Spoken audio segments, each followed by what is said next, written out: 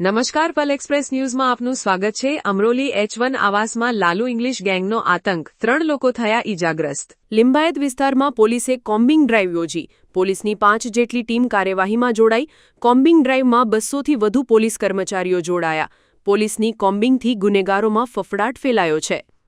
માનની સીપી સાહેબની સૂચનાથી આવનારા દિવસોમાં સુરત શહેરના અલગ અલગ વિસ્તારોની અંદર કોમ્બિંગનું આયોજન કરવામાં આવનાર છે, જેના ભાગરૂપે આજે લિંબાયત પોલીસ સ્ટેશનથી એમની શરૂઆત કરવામાં આવી રહી છે।